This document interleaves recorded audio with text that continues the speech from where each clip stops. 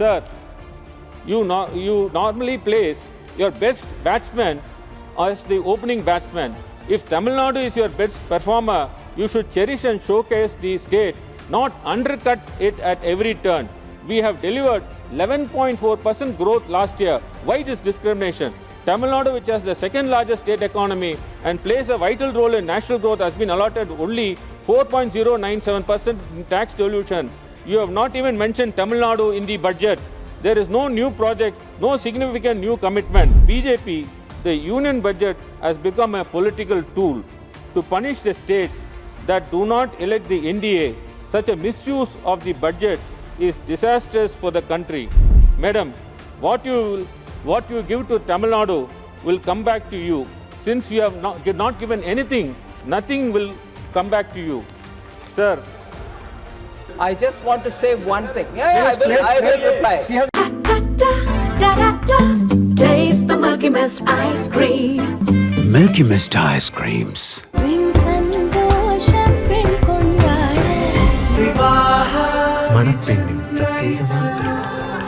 Vivaha, the Chennai Silks. Honorable P. Wilson.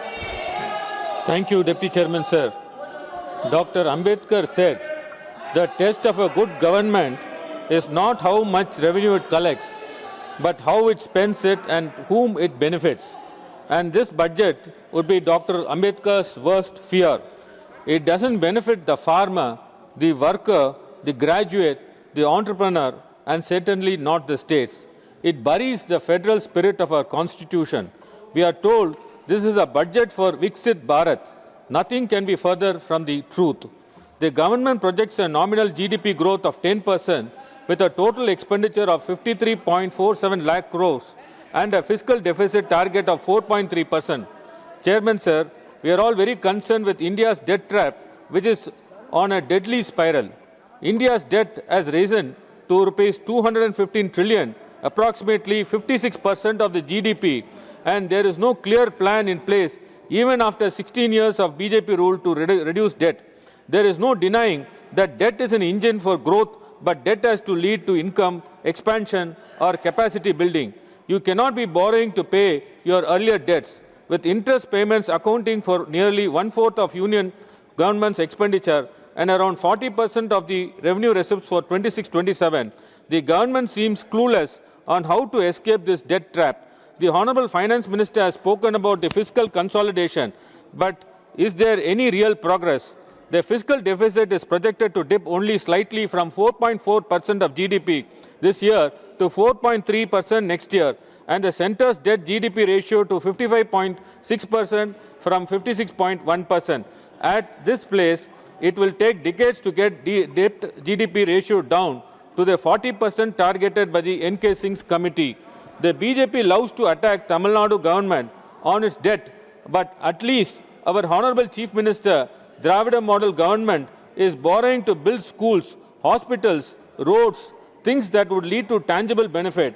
I don't see that with the union budget. Sir, the entire nation is very concerned about this trade deal with the USA, that Capitol Hill is rejoicing, but we are yet to hear about this in detail from Raisina Hill. First of all, we are very unhappy with the abject surrender to US. India is a proud nation and civilization. This weaponization of tariff should have pressurized the government into submissions. Secondly, how we have welcomed to $500 billion of American exports in 5 years. The total US-India bilateral goods trade was just $132.13 billion in 2025. Now you have committed to purchasing $100 billion every year from America. Who consumes this? Which domestic products do the US goods replace? We have seen media reports that we are eliminating our reducing tariff on US-made industrial goods, foods and agriculture, but the US will continue a 18% tariff on textiles, leather goods, organic chemicals, goods originating from India. Is this fair? Why we have agreed to this obviously one-sided trade deal that will cause irreparable hardships to our domestic manufacturers and farmers? The impact of US tariff on the textile industry in India, especially Tamil Nadu, is terrible. Far from compensating them, for the loss suffered over the past few decades due to this abrupt tariff that saw exports being put on hold, the new trade deal's uncertainty is adding to the stress. One of the Prime Minister's pet scheme is Atmanirbhar Bharat. I hope the BJP government remembers this slogan and the lion they proudly unveiled as a symbol for Make in India. As a ferocious lion become a pet cat in front of US, what happened to our Indian-made goods? Sir, the union government has to disclose the specifics to this August House and to the nation so that the farmer, the business owner, the entrepreneur knows how to plan this business in the coming years. Sir, India has one of the highest tax rates in the world. The continuation of the dual tax regimes with the differing exemption limits, rates and rebate structures has increased confusion rather than clarity, particularly due to the denial of marginal relief under the old regime and lack of special relief for senior citizens under the new regime. The withdrawal of saving links deduction is discouraging long-term savings and burdening taxpayers who made commitments based on the earlier incentives. Procedural inefficiencies persist, including long timelines for rectification, condemnation and disposal of petitions, both in the Income Tax Act and GST, causing hardships through delayed relief and coercive recoveries. Sir, the union needs to create more benches of IT-AT and GST-AT and appoint more members. Businesses cannot spend years before courts with uncertainty. If the cases are decided one way or other, they may make provisions for liability and move on, but uncertainty kills the business. Sir, at this time, I want to ask the union government through this August House, what happened to all tax evaders who fled abroad, who you promised to bring back to India and collect the arrears? They are still enjoying life abroad, whereas taxpayers' money is used to waive off the loans of their companies. Now, let us look at the infrastructure, which the government probably calls the crown jewel of this budget. They announced 12.2 lakh crores for capital spending, 3.1 lakh crores for roads, 2.8 lakh crores for railways, and big promises of new economic regions. It sounds impressive, but the real question is simple. Where is the execution? Years after years, projects don't even spend the full money allocated. However, this budget keeps pouring money into flashy mega projects like the bullet trains and freight corridors while ignoring basic sustainable city planning schemes like Amrut and smart cities get no fresh funding, just extensions. And let us talk about the fairness. This infrastructure push has become anti-federal and politically biased. The Honorable Railway Minister claims Tamil Nadu railway allocation has increased 7.5 times since 2014 compared to UPA regime and repeats as if it is doing us a favor. But look at the reality. The national railway budget has grown 25 times since 2014, while Tamil Nadu gets only 7.5 times. Compare this with other states. Gujarat, 29 times increase. Delhi, 27 times increase. Chhattisgarh, 24 times increase. Madhya Pradesh, 23 times increase. Maharashtra, 20 times increase. Uttar Pradesh, 18 times increase. Even today, the union government has not approved the Coimbatore and Madurai metro rail projects, which are critical for our growing cities. This is a real problem with this budget. It favors spectacle over real needs, politics over people, and central control over the federal fairness. Infrastructure is being used as a political tool, not as a means to build the nations equally. Let me now turn to agriculture and rural India. The budget allocates 1.63 lakh crores. The government speaks about the artificial intelligence in framing under Bharat Vistar and new schemes for cashew, cocoa and fisheries. But farmers across India have been asking one basic question for years. Where is the legal guarantee for the minimum support price? Farmers' real income are not rising, but corporates are being pushed into agriculture value chains. MSME, which actually create more jobs, are left behind. This budget lacks the specific announcement that the MSME industries expected. I request the creation of the Emergency Relief Fund to protect MSME from the natural disaster, pandemic and foreign force measures like tariff.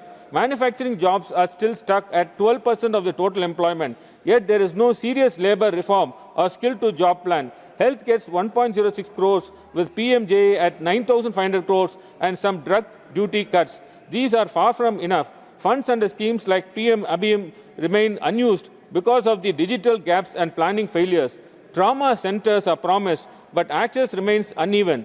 Gender and child welfare allocations fall short. The National Health Policy 2017 set a target of increasing total public health expenditure to 2.5% of GDP by 2025. Spending, however, remains at 1.7% of the GDP as per the Economic Survey 2025. Our Honorable Deputy Chief Minister, Mr. Udayanidhi Stalin, has been reminding the BJP for the last 5 years that Madurai AIMS has not been completed, and AIMS Madurai classrooms are operating from Ramnath districts. It looks like first batch of students graduating from Madurai AIMS would graduate without even looking at their campus. Spending on the health is not charity. You are investing in your citizens and the country will reap the benefits. Education and youth are mentioned, but where are the jobs? Youth unemployment remains high and internships are offered without any guarantee for employment. You promised 2 crore jobs which created every year. It has been 12 years. Where are 24 crore jobs created? You promised doubling farmer income, but you did nothing to increase this. Increase in inequality with top 1% holding 40% wealth. Sir, this budget on social welfare and the previous year budgets have shown an alarming neglect for the social welfare sectors. One thing is low allocations of even worse is the terribly low utilization of allocated funds. This budget has allocated 18% of expenditure to the social sector. Taken as a share of GDP, the social sector has received 2.5% lower than 2014-15 when this NDA government presented its first budget. In 2024 and 25, the latest year for which the actual spending data are available, social sector spending fell to an all-time low in a decade of 17% of total expenditure with only rupees 7.7 lakh crores spent. The Ministry of Labour and Employment, which funds social security schemes for workers, such as pensions for the industrial workers, unorganized workers under the Pradhan Mantri Shram Yogi Mandan, and also for shopkeepers, retail traders, and self-employment person under the Pradhan Mantri Karam Yogi Madan, spent just over half of this budget. Everyone knows how much the BJP detests the word socialist in a preamble merely because of who put it there. But such consistent neglect of such social sector is catastrophic for India's less fortunate citizens.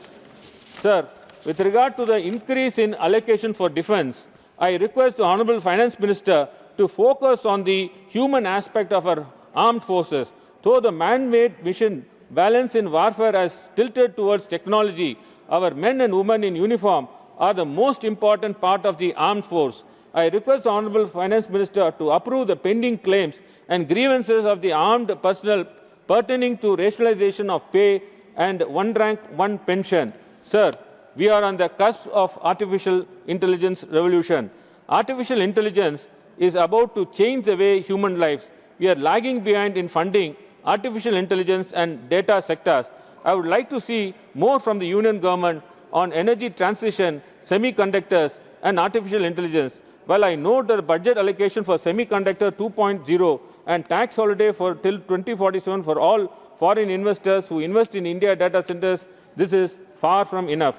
We have an international image as a tech country. We should back India tech and India data industry more. Sir, I am also pained to note the policy allocation of 4,000 crores to Law and Justice Ministry. At the same time, government is spending rupees 2 lakh crores on Mumbai-Ahmedabad bullet train. Sir, establishing and spending on courts is not a luxury. It is a fundamental need to preserve a democratic system of government with rule of law at its heart. Access to speedy justice is a fundamental right. When litigants obtain quick justice, it contributes to the progress of the nations. Several courts and tribunals are languishing without judges, staff, basic infrastructure. I request the Honorable Finance Minister to significantly increase the allocation of funds to the Ministry of Law and Justice. Sir, I wish to quote a Tirukural at this juncture. Yetrulum, Eatalum, Katulum, Kata Vagutulum, Valla Darasu. For the members from other state, it means to build, to earn, to guard, to preserve, and to share. One who masters the cycle alone is worthy to govern. So sharing is an important part of governance, especially in a republic with federal structure. For several years, Tamil Nadu have consistently argued that the union government's approach to tax devolution has systematically disadvantaged developed and high-performing states, including Tamil Nadu. Once again, the demand raised by many states that the shares of the states in the divisible pool of taxes be increased from 41% to 50% has been ignored. The share remains frozen at 41%. In contrast, 16 Finance Commission reduces allocation by 2.5% for controlling population as allocation democratic performance reduced from 12.5% to 10%. Further, the contrast in tax devolution towards north and south is clear.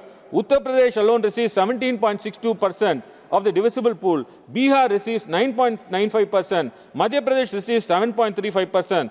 These three states together account for 35% of tax devolution. Now compare this with the entire southern region. All South Indian states combined receive only 17% despite contributing approximately 31% of India's GDP. What makes this more concerning is that even when 16th Finance Commission acknowledged the role of states in driving India's economic growth, the final allocation still fails to adequately recognize India's contribution. Sir, you normally place your best batsman as the opening batsman. If Tamil Nadu is your best performer, you should cherish and showcase the state, not undercut it at every turn. We have delivered 11.4% growth last year. Why this discrimination? Tamil Nadu, which has the second largest state economy and plays a vital role in national growth, has been allotted only 4.097% in tax devolution for the coming 5 years. The concerns do not end here.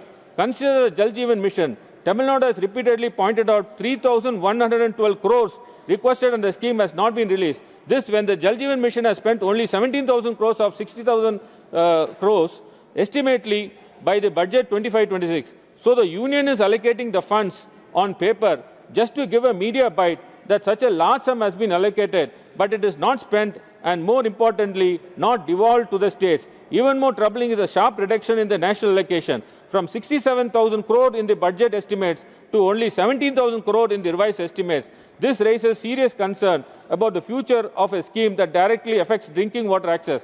Similarly, allocations for the rural roads under the Prime Minister Gram Sadak Yojana have been reduced from 90,000 crores to 11,000 crores. The rural housing scheme has been allocation dropped from 35,832 crores to 32,500 crores. And perhaps the most striking example is the PM internship scheme announced with great enthusiasm last year at 10,831 crores, but reduced in the revised estimates to rupees 526 crores. Such a drastic reduction inevitably raises doubts about the planning, execution and seriousness of the intent. Yet none have been announced. Funds of rupees 3,548 crores under the Samagra Shiksha scheme remain withheld for refusing to accept Hindi imposition. The 3,112 crores pending under the Jal Jeevan Mission remains unaddressed. As our Honorable Chief Minister and Deputy Chief Minister have repeatedly said, you have not even mentioned Tamil Nadu in the budget. There is no new project, no significant new commitment. Pairarranger Anna once said, வடநாட்டு வணிகரே இரும்பு எஃகு பருத்தி முதலிய பொருட்களை கொண்டு நடத்தப்படும் ஆலை அரசுகளாக்கி நம்மவர்கள் ஆட்டுவிக்கும் ஆற்றல் பெற்றுவிட்டனர். தேசிய இயக்கம் அவர்கள் இயக்கமாகிவிட்டது. இந்த காரியத்திற்கு பெரும் பணம் உதவியே அரசர்களிடம் கிடைக்கிறது. முதலாளித்துவம் தேசியமும் ஒன்றாக இணைந்திருக்கிறது. இத்துடன் மதமும் இணைந்து கிடைக்கிறது. இந்த முக்கூட்டு பயங்கர விளைவுகளுக்கு ஏற்றதினால் தான் இந்த அழிக்க உண்மையான விடுதலை உணர்ச்சி உள்ளவர்களை துடிக்கிறார்கள். Sir, so enough budget, so every budget is an opportunity for political rhetoric. The budget itself should be a fair, impartial document in keeping with the constitutional ethos. Under the BJP, the union budget has become a political tool to punish the states that do not elect the NDA and reward states with NDA. Such a misuse of the budget is disastrous for the country. If Article 14 of the Constitution is applied to the present budget, it will be quashed in a moment as it is highly discriminatory in terms of allocation. Madam, what you give to Tamil Nadu will come back to you. Since you have not given anything, nothing will come back to you. Sir, Tamil Nadu is a jewel on the India's crown. We are your best performing state. We have just crossed Pakistan GDP. So, through this August House, I call upon the Honorable Prime Minister and Honorable Finance Minister to be fair to the Tamil Nadu. Thank you very much, Chairman, sir. Thank you. Honorable Finance Minister. Come back to this House and reply for every one of the speeches, sir. But because an absolutely incorrect statement has been made by a very senior advocate of the Supreme Court, I just want to say one thing. I will reply. She has right to speak. माननीय दिग्विजय सिंह बैठ करके he targets a lot of comments on me, but I want to tell him he's a very senior member. You are not, sir, If please, he is allowed please to take sit and give commentary, I'm allowed to stand if you permit me to say a commentary, no? So, Honorable Member Wilson, among many other things that he read out rather than spoke, one thing stood out for me, sir. Tamil Nadu has no new projects given. Absolutely wrong. I'll just count at the tip of my finger 4 things readily. What is the rare earth corridor? Is it not going to Tamil Nadu? Yes. Every district to get one girls' hostel is not for Tamil Nadu. Fishermen getting a benefit to go into the deep sea and also their products to be treated as an export if they go from the high sea to any other destination is not going to benefit Tamil Nadu.